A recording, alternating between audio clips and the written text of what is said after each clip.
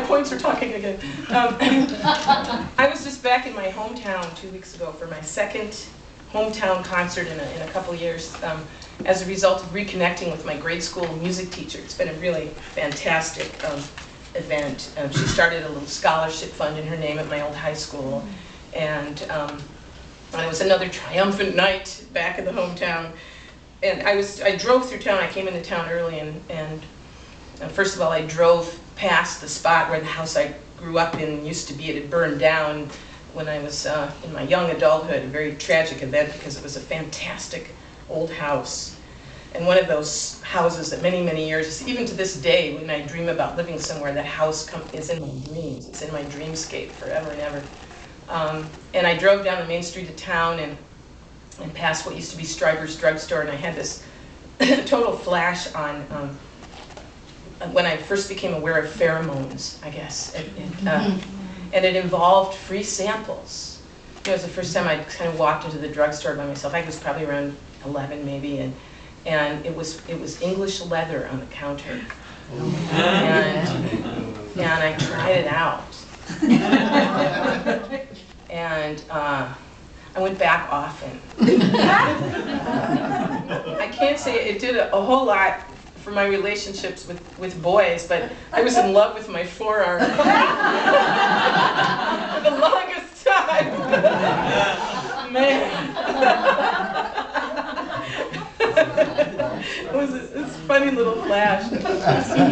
But my parents were able to make it to the concert this time, which they hadn't been able to before. And I was thinking about this house, and there were a lot of people in town who remembered the house because they remembered it as our house even after we moved out of it. You know, it was this formative relationship. And in fact, the day the house caught on fire, they called my mom and said, "Your house is on fire." It was that kind of, it was so much still our house. This was like 8 years later, you know, small town stuff. And so I wrote a song somewhere early on in my songwriting career that sort of captures that feeling, that solidity of something that doesn't even exist anymore, but it exists inside you. It doesn't lose form internally.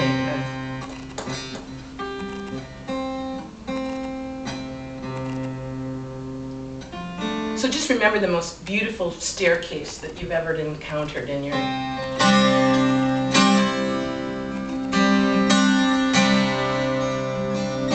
creaking and groaning, sometimes almost moaning, carrying us all up and down.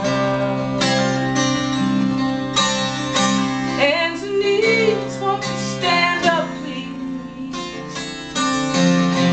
Hang on tight so you don't fall down. Wooden skin is worn from wear, bruised and scarred most everywhere. Years are flowing, my steps are slowing, but I still got a few trips on these stairs. Sometimes I take them on my feet, sometimes I take them on my seat. Once or twice I tried it upside down. Jumbling, bumbling, pell-melling, arms all in a whirl. Everyone come running at the sound.